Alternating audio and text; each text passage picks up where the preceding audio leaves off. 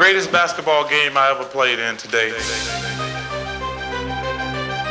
Sunday night's triple overtime finals game bore an eerie resemblance to the 1976 finals when the Suns and the Celtics played for 3 extra periods. But this time around, the Suns were victorious, led by the ailing Charles Barkley. Barkley on the intercept.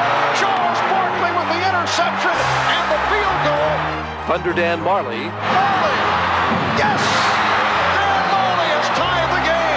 And the resurgence of Kevin Johnson. The Suns sent a message to those who counted them out. I read the papers, I saw the headlines today where my dream was becoming a nightmare and, fans are leaving me in Phoenix. But one great game does not a championship make, and with game number 4 set for tomorrow night, the Suns need to harness their willpower one more time. I'm pretty sure Phoenix has got a little bit more confidence now with the win here. That's a danger zone for us right now, but I think we have to be ready to come back and face the Fire on Wednesday. God, it's great to be here. Come on, Devils! This is to win the game. It's certainly one season at a time. It's one game at a time. Touchdown, Arizona State! It's one quarter at a time. Brought down by Shante Carver. It's one play at a time. He's going! He's going! He scores! It's one practice at a time. All right, Bullhorn! Formations! I'd go to work, these guys. What you gonna do?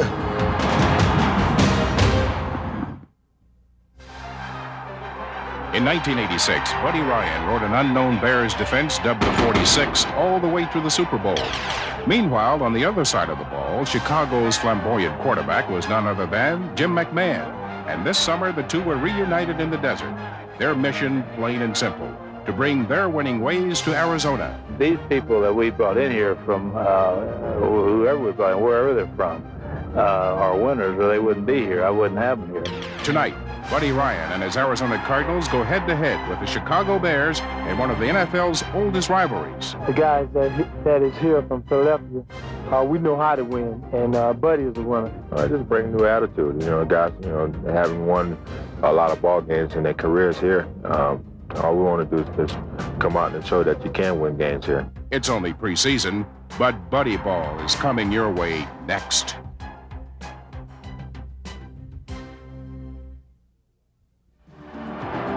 Coming up next, the Arizona Wildcats turn back ASU for the 12th straight time. Not. Arizona State, behind the play of Super Mario Bennett, breaks free from the U of A's 6-year stranglehold. The University of Louisville provides little time for ASU to rejoice as the Cardinals invade the Activity Center tonight. The secret to Stevin Smith's success? Money's gotta be the shoe! Headache has a shoe collection that would make Imelda Marcos jealous. And we'll hear from a rowdy bunch of fans who call themselves the ASU Pep Band. Live from the Arizona State Activity Center, the Bill Frieder Show is headed your way. Next. Play hard, play smart, play together. 1, 2, 3. Go!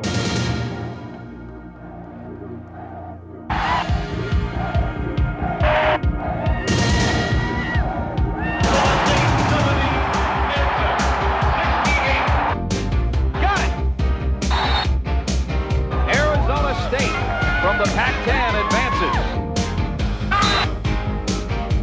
And I'll tell you what, I love it out here, and I love all of you, and thank you very much.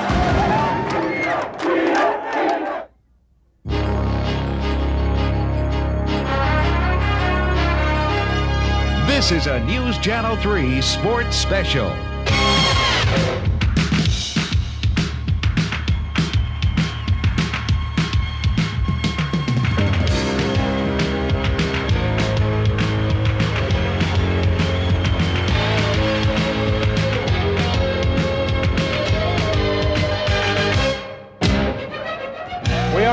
From Arizona State's University Activity Center, where in just about a half hour from now, the ASU Sun Devils. We went out to find the story behind all these shoes, and we commissioned Stevin's mom, Eunice, who is here from Dallas, to find out what is going on. And that is tonight our featured story and our Southwest Airlines top flight feature.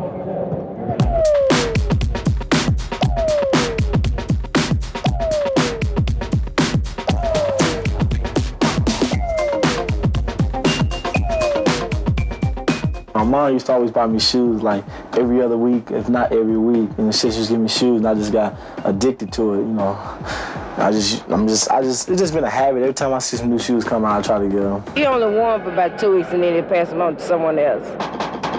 Is it the shoes?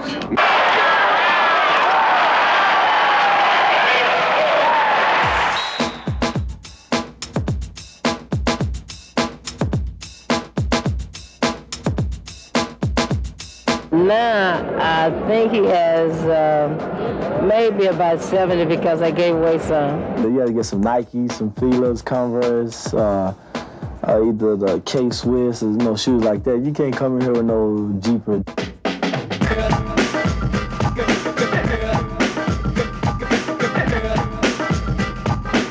So why you want to play me like that?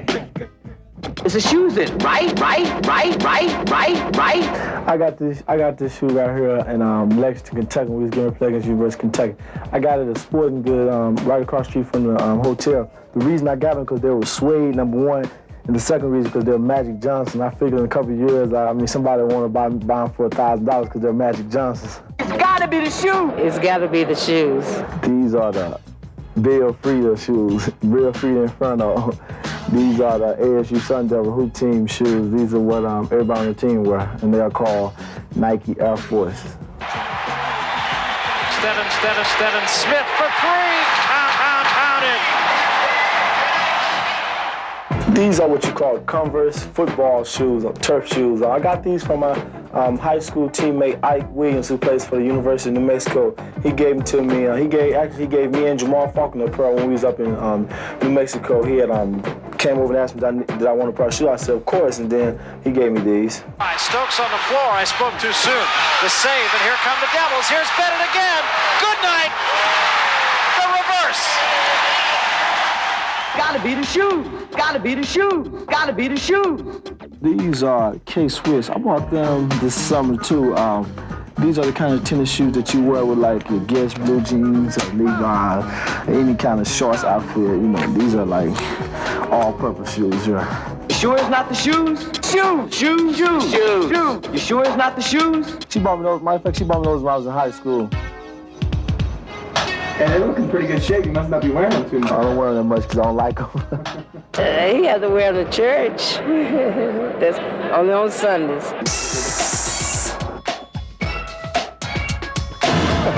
And there are the shoes, Steve, worn by one Stevin Headache Smith. This is a real special feature, and I encourage the people out there, put the VCRs on and get it on record because it's really good.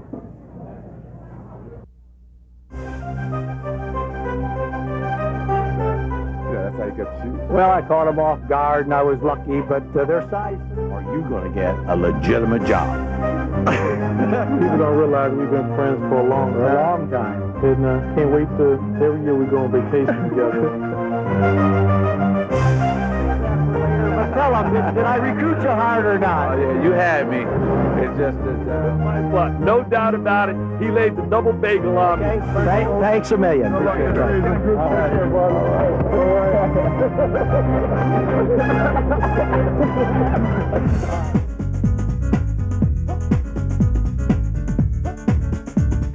People want to get on me what I wear, and I don't dress up enough and things like this, but I got all these sweatsuits, so what do you suggest? I think they're very good to wear. I'm too sexy for my shirt, too sexy for my shirt, so sexy it hurts. Now this one, it's just kind of a nice, good-looking, comfortable one. It's Air Flight, and I'm a flighty kind of guy. When I did that Michael Jordan interview a year ago, I wore my Jordan Air sweatsuit. Look at this one. It's brand new. It's still got the tag on. I'm too sexy for your party, too sexy for your party. No way I'm... Another one with the tag. This is one of my nice ones for speaking engagements. Isn't it pretty? Now, when there's ASU boosters, this is the speaking engagement sweat. On the catwalk, yeah, I do. Now, this is what I got my team to travel in. Why not ASU colors? Because it was supplied free by Nike. But when I go to Pullman, Washington, I wear my ASU colors. I wear this one to Pullman because it's heavier, insulated, and those people like me up there. This is my favorite one, and I wear it to practice a lot.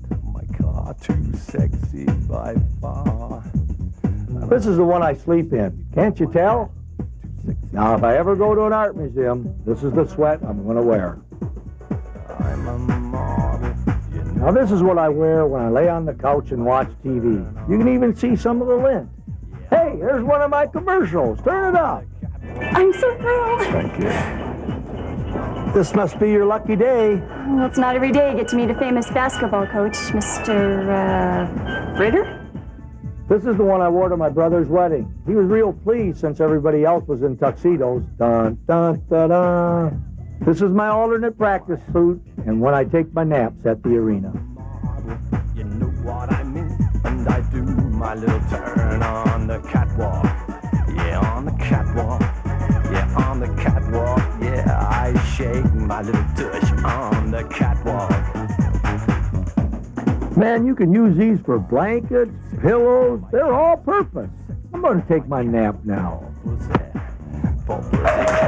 Please, somebody wake that coach. He's got a game in an hour against Cal.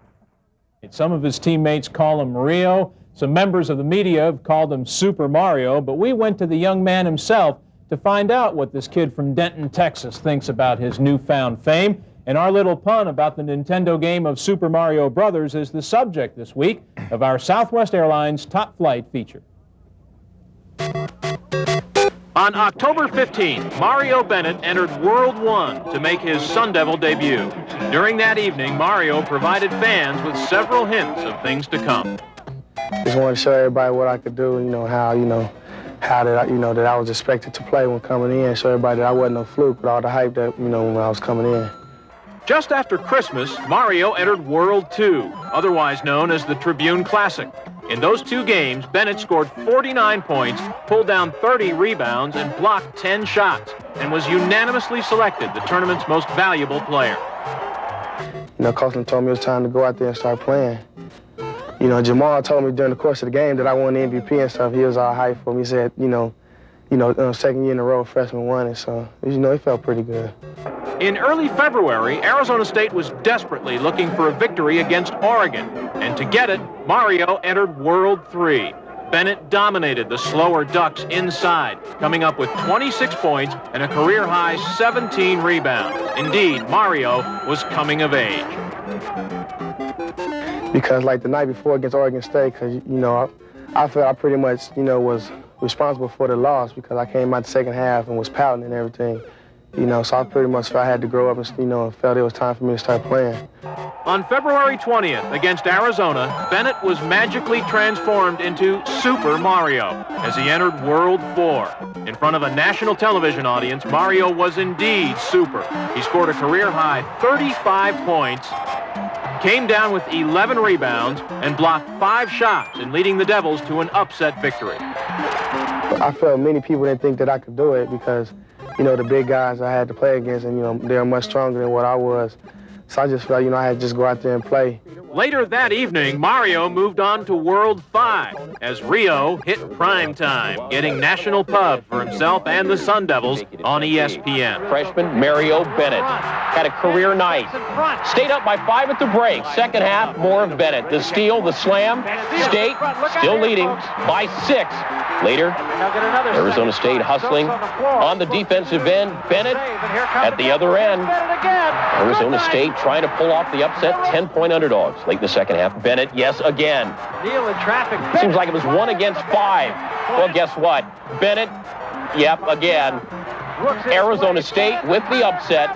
A career-high 35 points for Mario Bennett as he sends Lute Olson out of the building, a loser. Mario Bennett has just completed what is perhaps the finest freshman performance in Sun Devil basketball history. He was named to the Pac-10 All-Freshman team and just missed out being named Freshman of the Year. Unofficially, Mario made it through 5 worlds of Sun Devil basketball this season. And hopefully, we're just seeing the beginning of Super Mario's world travels. And I learned a new aspect of my game, which is, being able to play a power game too. And I just, I feel that I just need to take that on to the summer, start lifting weights, start working on my shot again, because I know, hopefully that I'll be, back out there a little bit more next year. Of course, Mario will warp to World 6 if the Devils can win the NIT, and if Frieder can recruit a guy named Luigi, then we're really dialed in on this Super Mario Brothers thing, huh? What'd you think of that piece? I think that was great. That was really good. And I haven't seen many TV shows, coaches show that has something like that. That was outstanding. Patrick Sturgeon, our producer, put that together. Super Mario Bennett. I want to ask you quickly. The following is a News Channel 3 sports special.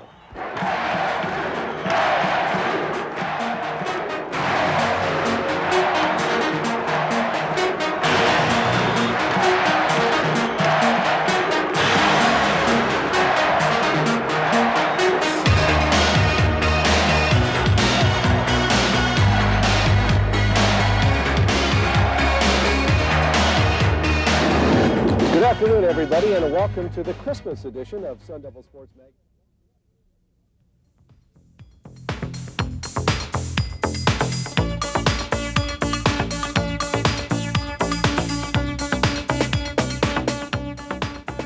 Merry Christmas and welcome back. Before we leave today, we have a very special story we want to share with you.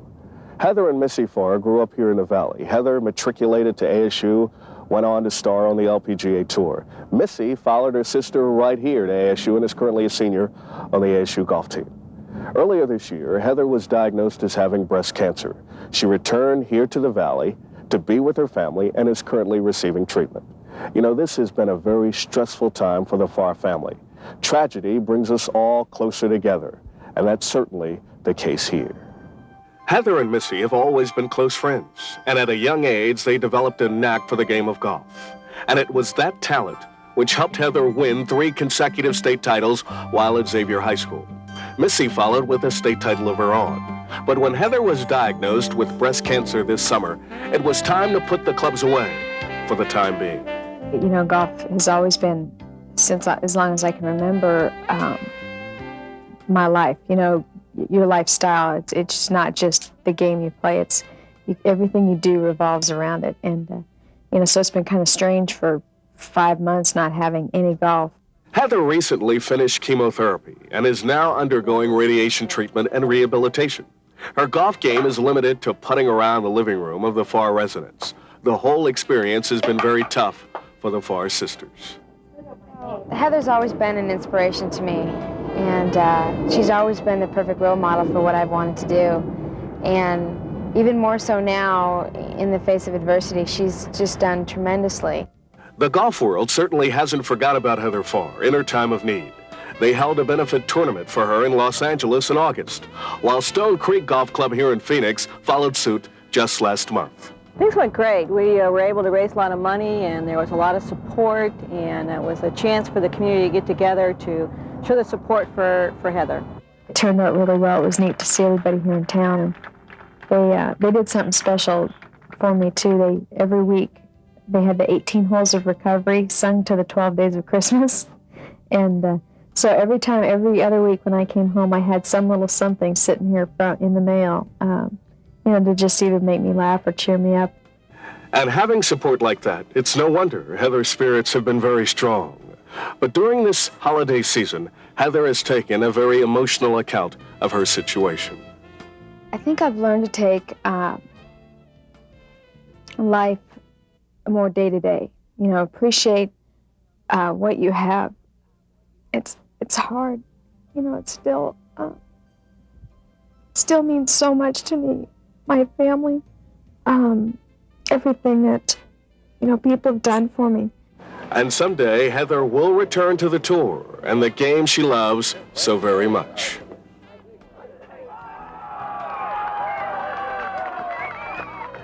There's not a doubt in my mind that she's going to make it, and she's going to come back very strong. She's going to turn pro next summer, and I'd like to see us both play the tour. And Missy will be there too, like they always planned. Our warmest holiday greetings go out to Heather and her family, and Mike, I've gotten very close. Nestled in the woods outside of Payson is a place called Camp Tontozona. It's a place where young men become Sun Devils and starting jobs are won. where high school all-stars become scout team stand-ins, where players and coaches eat, sleep, and dream about Arizona State football, and where new head coach Bruce Snyder kicks off his first season in the shadow of Mount Cush.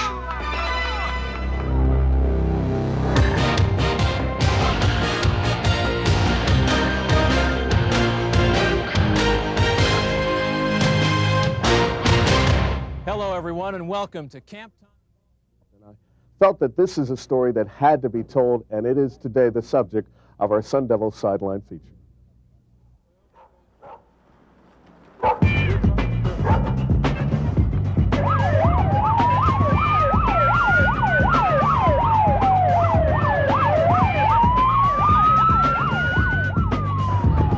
Did you hear any of the shots? Hustler, word, I pull the trigger long. With the pressures of growing up in the city all around, it's a refreshing note to know that Darren Woodson, Philippi Sparks, Kevin Menifee, and Kevin Galbraith escaped the temptations of peer pressure and received football scholarships to Arizona State. The foursome grew up in Maryville and have been friends for quite some time.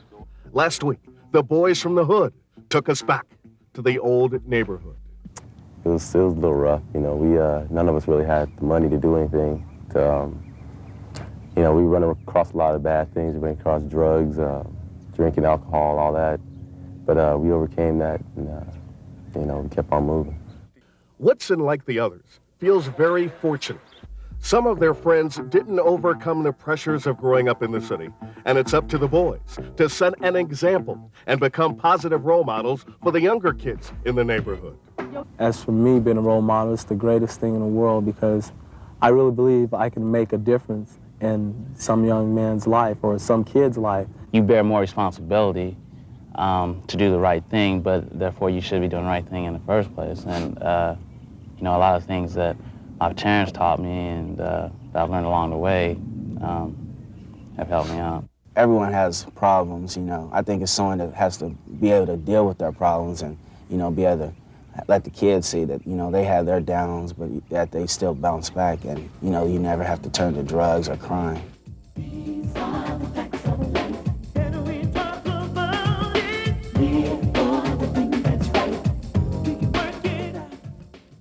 The fact that the boys did not end up getting involved with drugs, crime, or gang activity is a tribute to their upbringing. They all come from very loving families. And with one trip back to the old neighborhood, you can see why. Along the way, Billy D., politician, money, and Mr. Softy gave us a guided tour. Oh, this was the basketball court that I used to take the fellas to the hole at. This is where I taught them how to play. You notice it's not up anymore. I used to be like the end zone. We had to make an end zone on this side, but in the trees, between the trees, used to be like the end zone and stuff. Believe me, we did run into the trees a couple of times, but We're at Randy's call or come over. Yeah, we're doing breakfast, Mom. I guess you figured we was gonna be here. Yeah. Included in the tour was an emotional visit to the home of Willie Tucker. Willie's son Tony grew up with the boys, but is now serving time in prison. He showed me the way, you know, you don't have to do certain things to you know, get by. We had his son, you know, we was like brothers. He went the wrong way. And I think about my son, maybe he could have been doing the same thing, you know, but one of them things, you know, because, you know. You know, I want to show you both sides, you know, and how much he means to me and how much, you know, just the Tucker family itself means to me, you know. You're gonna hurt sometimes and feel real bad. Just remember, baby, you will survive. hey, this is my first car. It's a big, beautiful 82 LTD turbo. And to grow up and still be together, it's a blessing. It's a blessing, and they stay together. Friends go away from each other. These guys haven't went anywhere. They're still together. As far as no black eyed peas, grits, all the pigs, all those good stuff, chitlin. Yeah, we hit it up. Everybody's here. Everybody's here. The banana. The best part about it is their team, and not just the four of them. Their team with ASU. And that's what counts.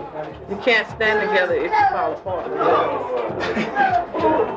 Take like 4 steps to fall. 4 class individuals who represent the Maryville area in a fine way. And I've done many stories. And I'll tell you. A player's life away from football. We like to call it our Sun Devil Sideline Feature.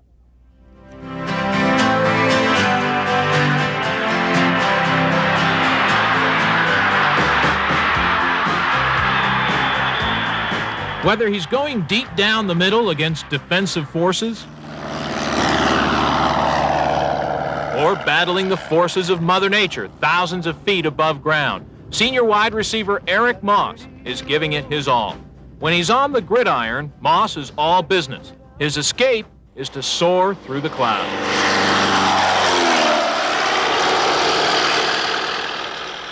Right now, it's kind of a hobby and a career at the same time. Later on, it's going to be a career, but right now, it's just, for fun. I got a lot more time involved in football, that's for sure.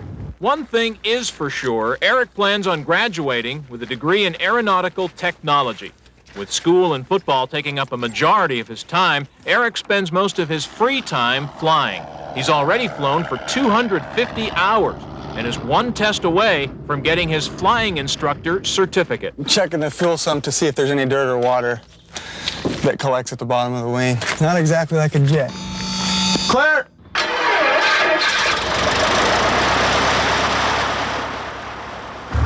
Stellar traffic Cessna 4681 Golf will be taxiing across the runway for 17. So, with good friend and ASU football manager Kevin Schaefer in tow, Eric sets forth on yet another flight. The fun part about it is being able to take passengers and stuff like that, and being able to show them, the opportunity and how fun it really is.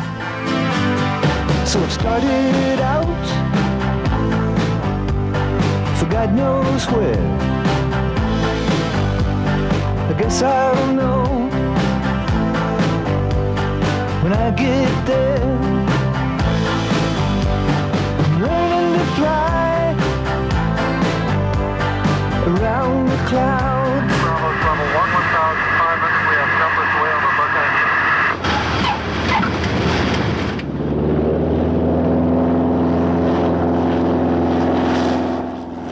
Well, growing up in Alaska helped me. I'm from Anchorage, and most of my flying consists of Alaska. So I've been trying to get a hold of some connections and stuff, and I like to get up there and fly instruct to build my hours, and then eventually fly some bush country, and then maybe get on with Alaska Airlines eventually. See, it's getting a little bumpier now that it's starting to heat up. The earth kind of heats up, and there's a lot of radiation and a lot of thermals and stuff, so it gets more bumpy as the day goes on. The only thing I can think of that flying and football have in common is setting goals and stuff like that. And once you learn how to do it, it's pretty easy. Same way with football, too. I'd like to continue to play after this year. It's my senior year. I'd like to just continue to play. But after that, I know it'll be flying. After that's all taken care of. After all the instruction you get, it's great to get in an airplane by yourself and know that you're the sole manipulator of the airplane. And so it just builds your confidence.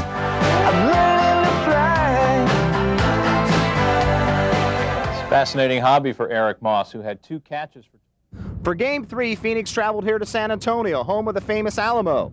In 1836, the Battle of the Alamo lasted 13 days. The Phoenix Suns are hoping that their latest battle with the San Antonio Spurs lasts 2 days, long enough to get 2 victories, sweep the series, and move on to the next round.